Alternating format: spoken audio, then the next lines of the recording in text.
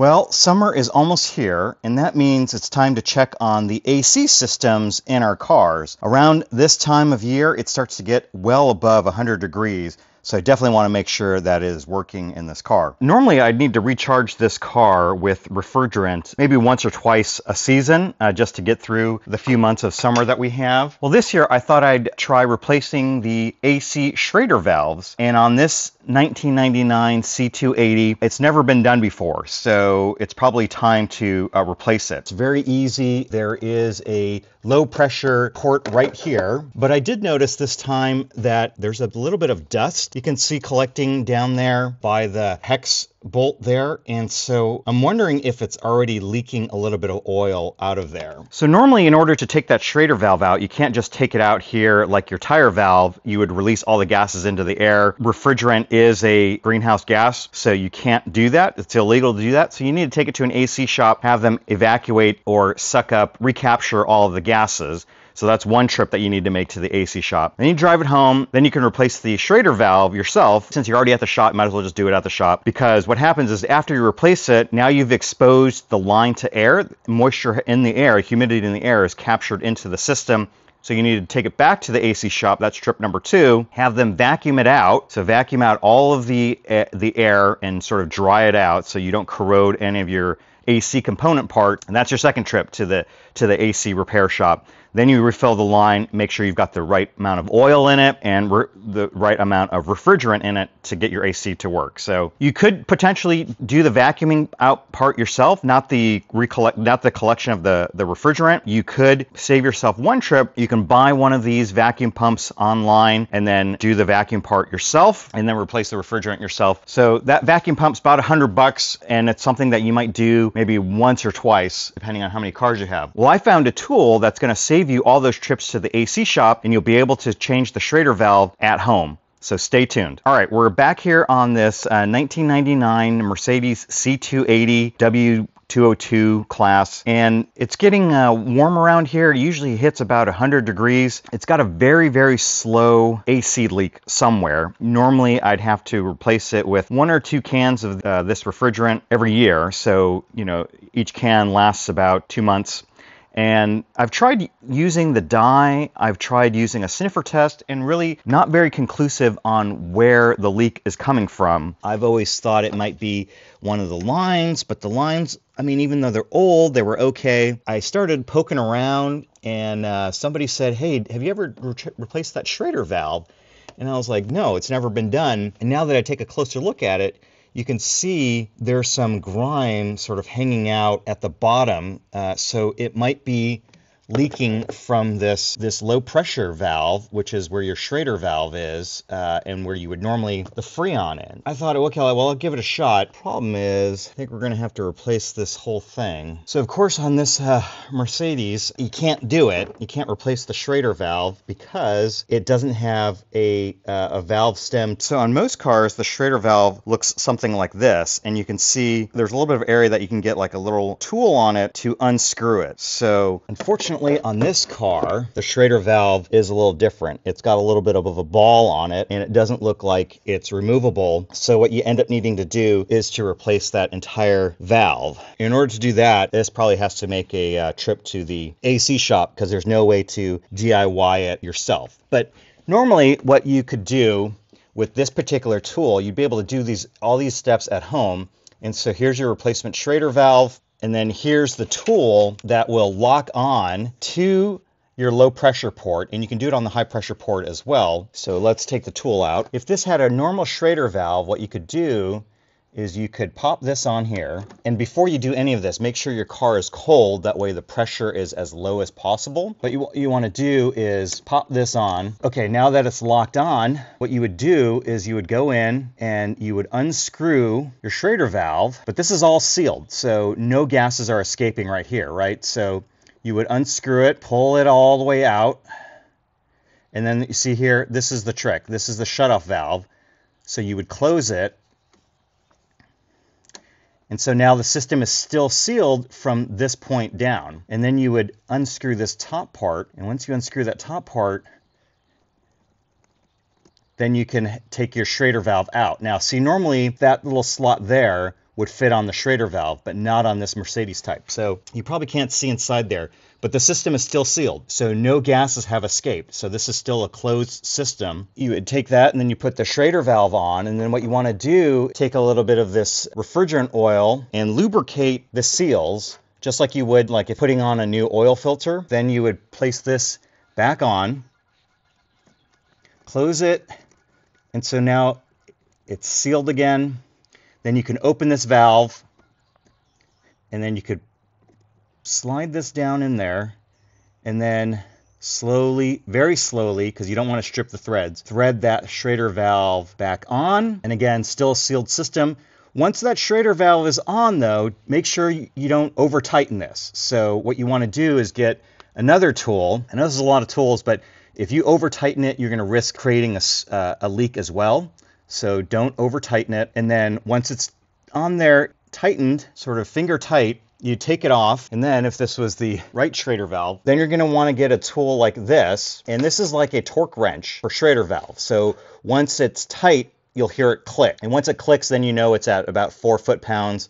It's nice and tight. That's how you would do it on a normal car if it had normal Schrader valves. On this Mercedes, the high pressure port is actually in a really different spot. It's by your headlight. So this is the high pressure port. That also has a ball type Schrader valve. So it's not a valve that you can replace on your own. You need to replace this, basically this entire part. So we'll go ahead and order those up and replace them. Probably have to do that at a shop, have them evacuate the entire system for us before we can take any of these components apart. So anyway, hopefully that was helpful. Again, if this was a normal car, I'd be able to do it and it'd be done already. But unfortunately on this Mercedes C280 1999 W202, they don't use a traditional Schrader valve, so we can't do any of this work ourselves unless we change out the ports ourselves. So what I might do is I might go ahead and have a shop recapture all of the AC gases, and then I'll go ahead and do the replacements myself. And the kit that I got on Amazon actually has both the low pressure and high pressure ports, so you can order those and do both valves. That's what I recommend. If one's leaking, chances are at some point the other one's going to leak. Again, this car is 25, 26 years old. It's never been done before, so that's probably most likely the source of my leak. While I'm changing these valves on this Mercedes, I may go ahead and change some of the other AC components just sort of so it's here, so it'll last another 25 years. But yeah, normally it's a very quick procedure. You can do it sort of very quickly.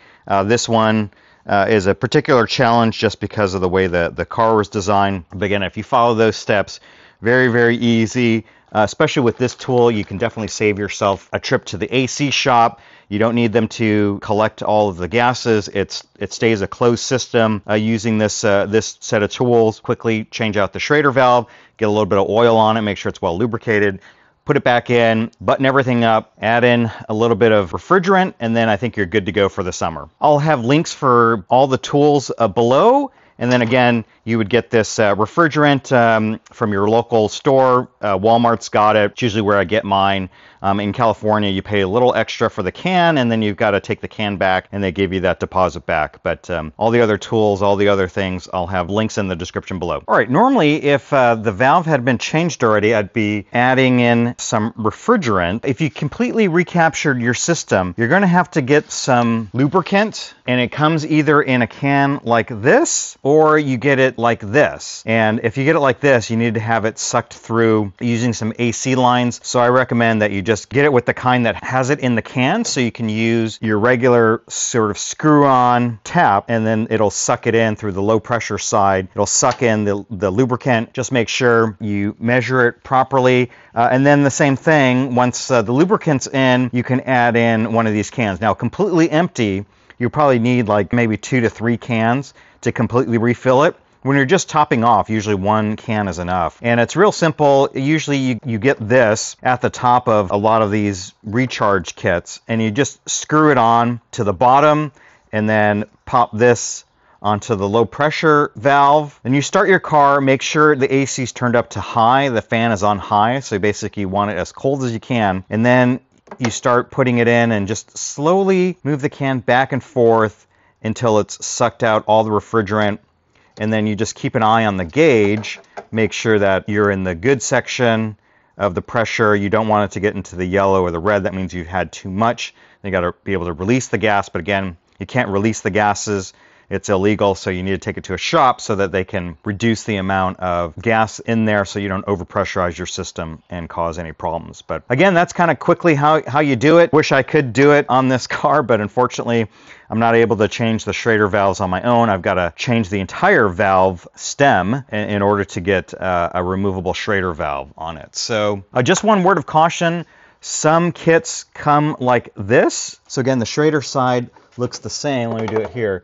That part looks the same, but when you get to this side, you see how this has a screw on and it fits those threads right there. Well, on an earlier one that I got, I wasn't paying attention, and they have that tip on there, which does not screw on to here. So this is well, it screws on, but it doesn't puncture the can, or doesn't release the valve that's in this can. So this is a proprietary style that you can't reuse unless you use their can, and I forgot which brand it was. But just be very careful when you're buying one of these kits that has this included hose, that you don't get one that's proprietary, that you get one that you can reuse with any brand of AC recharge. Otherwise, you're going to be locked into that system. With this one, I can just go in and find wherever the cheapest can of refrigerant is, and I can use it with any brand of refrigerant. So make sure you look out for that. Okay, so I picked up some of the OEM Mercedes AC valves. I've got the high pressure one and the low pressure one. And you can see they don't have a traditional Schrader valve inside. Let me open this up real quick. So if you look on the inside of that, that doesn't have a traditional Schrader style sort of screw in there that you can replace the Schrader valve. So you really have to replace this whole port, but you can see it's like a little ball, and it doesn't have like any shoulder for that Schrader valve tool to be able to connect to and take out. So I don't think on the Mercedes that it's serviceable. So really we've got to go in, unscrew that whole valve from there, and then screw it back on. We're going to go ahead and do that. Same with this one from here. It looks like it's double, almost double nutted. So I'm actually going to have to take this one to a shop and get that done, because what they're going to have to do is take out all the refrigerant, replace those valves, and then vacuum out all of the air and the moisture, make sure it's dry in there, then add the PAG oil and the refrigerant. So that's what we're going to go ahead and do today. We're going to go take these valves over to the shop, have him replace it out for us, and then I think our AC should be good to go. So we'll pick it up over at the shop. All right, so unfortunately on this C280, it's not a DIY job, so brought it over to my friend who has all the equipment that you need to do in order to safely recharge the refrigerant. So right here, he's hooking it up right now to evacuate or suck out all of the old refrigerant. So he's hooking it up to a recapture machine here. So hooking up the low side, and then he'll hook up the high side, and then they'll suck out all the remaining refrigerant. So again, you can't release this into the air, so he's going to recapture it here using this machine. All right, so you can see it's a ball. It's not a Schrader valve, so you got to replace the whole valve. Okay, so here he just replaced the low pressure valve. Comes out with a 15 millimeter socket. You're going to need a deep 15 millimeter socket. So he's just checking to see if there are any air bubbles, any leaking. So we've got the system on just at low pressure, just to check to see if there are any leaks. Here he's doing the same thing, checking the high pressure valve after we replaced it very quickly, just to make sure there was no leaking. The high pressure valve is a 17 millimeter deep socket. All right, now he's got it hooked up to a vacuum pump, and we're going to check to see if there are any leaks. All right, so we checked it, no leaks. So now he's going to hook it up to the refrigerant.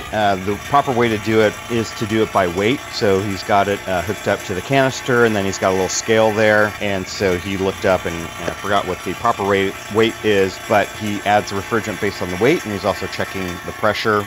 And there is what he was looking for. He was looking for the amount of refrigerant that you're supposed to put in. So somewhere in your car, there's a little label that tells you how much to put in. Here we are. It's almost all set. This is a really, really fancy vacuum gauge. Gives him a lot of information. So again, this was professionally done. This was not a little DIY fill it out with a canister. He added a little bit of UV dye just to help it in the future so we can check for leaks in the future. But you can see there's the UV dye, so he added that to the system. And that's basically it. It was running fine, so recharged it. Now it's running cold. Good to go. This is the process that a AC shop would do. Again, just to recap, they recapture any remaining refrigerant. We're going to replace the valves, which when we open up the system, it exposes it to air, and unfortunately I couldn't use that special tool with the Schrader valve, but if you do have Schrader valves, much easier. You can keep the system sealed while replacing it, but unfortunately the Mercedes doesn't allow you. These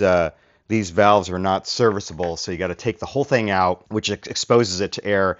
Then we got to go through this whole process that my friend's helping me out with. Hopefully this video is helpful and it helps keep you cool all summer long. Thanks for watching. If you're enjoying these videos, please consider subscribing to the channel and to the newsletter using the links below. We'll share more tool buying tips, classic car and classic motorcycle project finds, some motorsport news, and maybe a wrenching tip or two.